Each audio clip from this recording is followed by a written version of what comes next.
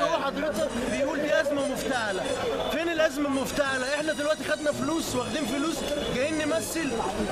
احنا بقى لنا 7 ساعات واقفين. ينفع يرضي ربنا؟ يعني يرضي ربنا؟ حد ادانا فلوس مفتعله؟ حد اداكم فلوس يا جدعان؟ ولا احنا واقفين كده؟ يرحل مرسي، يرحل مرسي.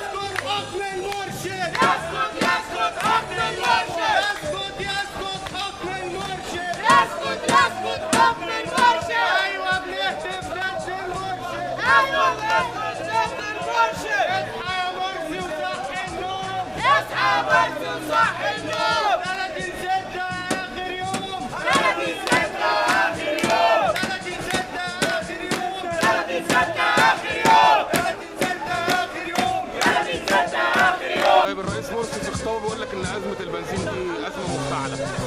ولا اي ازمه. قول له الصمك اللي اتعمل. قول له الصمك اللي اتعمل. طيب انت شايف ازمه البنزين دي سببها ايه؟ سببها ايه؟ عايزين واحد رئيس، مش عايزين واحد ضعيف، مش عايزين رئيس دولة ضعيف، عايزين رئيس واحد زي السادات من دماغه، واحد صوته من دماغه زي جمال عبد الناصر وانور السادات. مش عايزين واحد ضعيف ابدا. مش عايزين حكم الساعة كام بقى؟ الساعة 8 وسواق تاكسي الوردية الثانية داخلة عليا. ما موتش لحد دلوقتي؟ ما موتش لحد دلوقتي. هو خطب النهارده وقال ان هي ازمه مفتعله. اها ما يجي يبص اللي احنا اهو، ولا احنا شعب في واحنا اتخانقنا الوقت خناقه كبيره عليها. هو ما بيبصش، هو ما بيبصش. احنا اتخانقنا اهو بسبب البنزين وبناكل جوع. احنا اتخانقنا بسبب البنزين. ومرسي هو السبب. احنا اتخانقنا بسبب البنزين.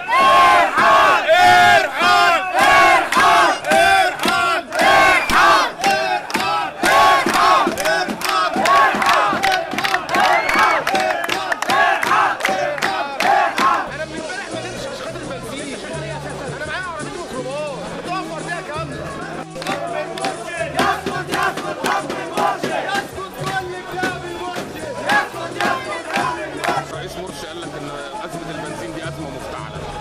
لا مش مفتعله، عمرها ما كانت مفتعله، لان هو من ادارتهم من غلط ادارتهم، لان ادارتهم كلهم منهم فيهم. يا ريت يبقى عندهم اداره واحده صح. هو يصدر اوامره ان الجيش ينزل ولا الداخليه وينظم الناس دي، بدل ما نقعد لحد الساعه 7 8 وممكن ما نمونش 7 8 الصبح. وممكن ما نمونش. ويقول لك انا خليها بتاع بتهوير البنزين. ده شراوي حبيبي، شراوي حبيبي. مرسي انا كسور، مرسي انا كسور. سالم نفسك يا قلب.